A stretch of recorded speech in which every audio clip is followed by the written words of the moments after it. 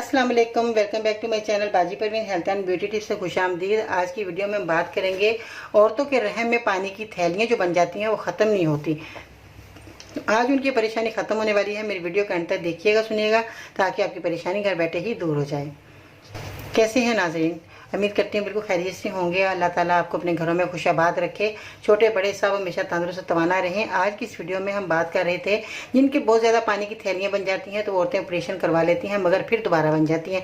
तो जिन लोगों के पानी की थैलियाँ होती हैं उनके औलाद भी जो है बहुत मुश्किल जो होती है, क्योंकि बहुत कम चांस होते हैं कि ऐसी औरतों के जो है बच्चे नहीं होते और उनको जो है ऑपरेशन कराना पड़ता है। तो फिर कहीं जाकर अल्लाह ताला की रहमत होती है, वरना वो जो है परेशानी रहती हैं कि हमारे औलाद नहीं हो रही। तो आज उनको ये परेशानी ख़त्म अल्लाह ताला करेगा उनकी, क्योंकि ये दवाई जो मैं आज लेकर आई हूँ ये बहुत उम्दा है और बगैर ऑपरेशन के आप जो है ठीक हो सकती हैं और आपके बार बार पानी की थैलियाँ नहीं बनेंगी।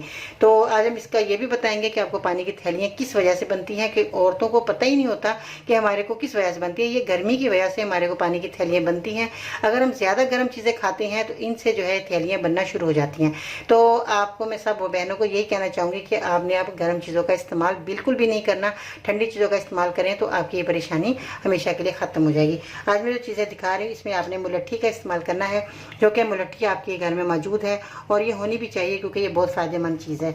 इसके बाद जो है हल्दी का आपने इस्तेमाल करना है। हल्दी जो है हमारे लिए बहुत इंपॉर्टेंट है, क्योंकि हल्दी हमारे खानों में इस्तेमाल की जाती है और बहुत सारी हज़ार बीमारियाँ इससे दूर होती हैं। तो आज उन बीमारियों में एक आपकी ये भी बीमारी आपकी ख़त्म होगी जो आपके पानी की थैलियाँ बन रही हैं। तो इसके साथ सौंफ का आपने इस्तेमाल करना है। सौंफ भी आपके घर में मौजूद है, जो बहुत सारे खानों में यह भी इस्तेमाल की जाती है। रेवंद खताई, रेवंद खताई इस तरह की होगी, आप देख सकते हैं। ये आपको पंसार की दुकान से आसानी से मिल जाएगी और ये जो है आपने इन सब चीज़ों को घर लाकर इसका पाउडर बनाना है, क्योंकि ये सारी चीज़ें जो है आपको आसानी से घर में पाउडर बन जाएंगी। कोई परेशानी वाली बात नहीं है कि ये इसको बनाना मुश्किल है। हल्दी आपने लेनी है 10 ग्राम और मुलट्ठी जो मैंने आपको बताई है वो भी आपने 10 ग्राम लेनी है। सौंफ आपने 10 ग्राम लेनी है।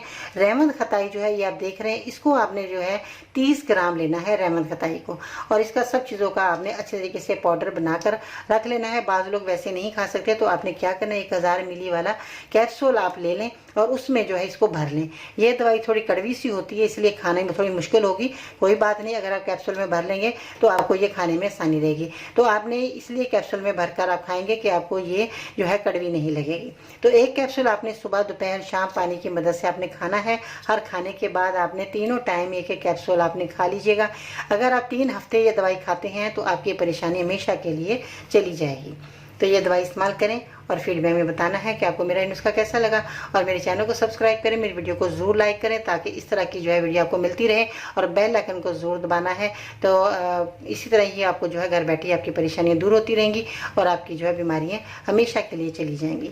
मेरे बहुत उम्दा नुस्खे होते हैं, कारआमद होते हैं और तजर्बे से गुजरे हुए नुस्खे होते हैं। आप इस्तेमाल करें और दुआ में याद रखिएगा। इंशाल्लाह ज़िंदगी रही तो फिर मिलते हैं नई वीडियो में। तब तक के लिए अल्लाह हाफिज़।